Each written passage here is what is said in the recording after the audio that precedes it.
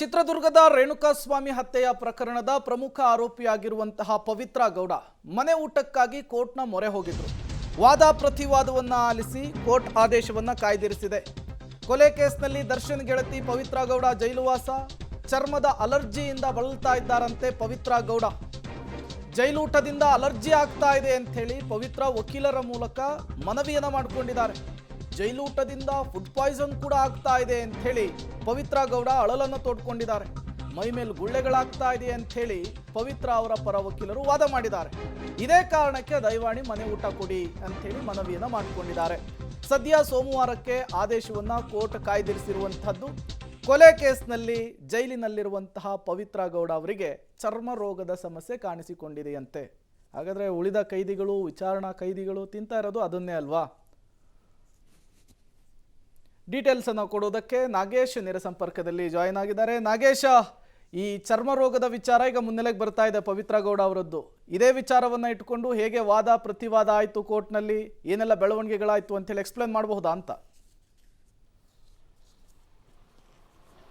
ಪ್ರೇಮ್, ರೇಣುಕಾಸ್ವಾಮಿ ಕೊಲೆ ಕೇಸಿನ A1 ಆರೋಪಿ ಆಗಿರುವಂಥ ಪವಿತ್ರ ಗೌಡ ಅವರು ಈಗಾಗಲೇ ಪರಪ್ಪನ ಅಗ್ರಹಾರ ಜೈಲಿನಲ್ಲಿರುವಂಥದ್ದು. ಪರಪ್ಪನ ಅಗ್ರಹಾರ ಜೈಲಿನಲ್ಲಿ ಜೈಲು ಊಟ ತಿಂತಿರುವಂಥ ಕಾರಣಕ್ಕಾಗಿ ಸಾಕಷ್ಟು ಸಮಸ್ಯೆ ಆಗ್ತಾ ಇದೆ ಅನ್ನುವಂಥ ಆರೋಪವನ್ನು ಮಾಡುವಂಥ ಕೆಲಸವನ್ನು ಮಾಡ್ತಾ ಇರುವಂಥದ್ದು. ಯಾಕಂದರೆ ಅಲ್ಲಿಯ ಊಟದಿಂದ ನನಗೆ ಫುಡ್ ಪಾಯ್ಸನ್ ಆಗಿದೆ, ಜೊತೆಗೆ ಚರ್ಮ ರೋಗದ ಸಮಸ್ಯೆ ಅಂತ ಒಂದು ಸಮಸ್ಯೆ ಕಾಣಲಿಕ್ಕೆ ಶುರು ಆಗ್ತಾ ಇದೆ, ಮೈ ಮೇಲೆಲ್ಲವೂ ಕೂಡ ಗುಳ್ಳೆ ಆಗ್ತಾ ಇದೆ ಅನ್ನುವಂಥ ಮಾಹಿತಿಯನ್ನು ವಕೀಲರ ಮೂಲಕ ನ್ಯಾಯಾಲಯದ ಗಮನಕ್ಕೆ ತರುವಂಥ ಕೆಲಸವನ್ನು ಮಾಡ್ತಾ ಇರುವಂಥದ್ದು. ಹಾಗಾಗಿ ಎಷ್ಟೆಲ್ಲ ಸಮಸ್ಯೆ ಆಗ್ತಾ ಇದೆ, ಆ ಕಾರಣಕ್ಕಾಗಿ ನನಗೆ ಮನೆ ಊಟವನ್ನು ವ್ಯವಸ್ಥೆ ಮಾಡಬೇಕು ಅನ್ನುವಂಥ ಮನವಿಯನ್ನು ಕೋರ್ಟ್ ಗಮನಕ್ಕೆ ತರುವಂಥ ಕೆಲಸಕ್ಕೆ ಅವರ ಪರ ವಕೀಲರು ಮಾಡಿರುವಂಥದ್ದು. ಇನ್ನೂ ವಿಶೇಷವಾಗಿ ಈ ಪ್ರಕರಣವನ್ನು ಈ ಜೈಲು ಅಧಿಕಾರಿಗಳು ವಿಶೇಷವಾಗಿ ತೆಗೆದುಕೊಳ್ತಿದ್ದಾರೆ.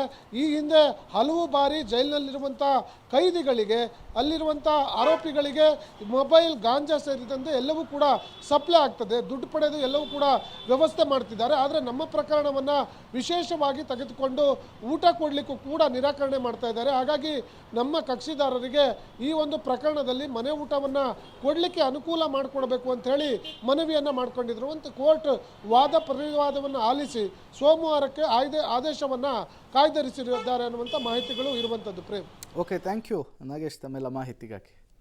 ಈಗಾಗಲೇ ಸಾವಿರಾರು ಜನ ಕೈದಿಗಳು, ವಿಚಾರಣಾಧೀನ ಕೈದಿಗಳು ಅದೇ ಊಟವನ್ನು ಸೇವಿಸ್ತಾ ಇದ್ದಾರೆ.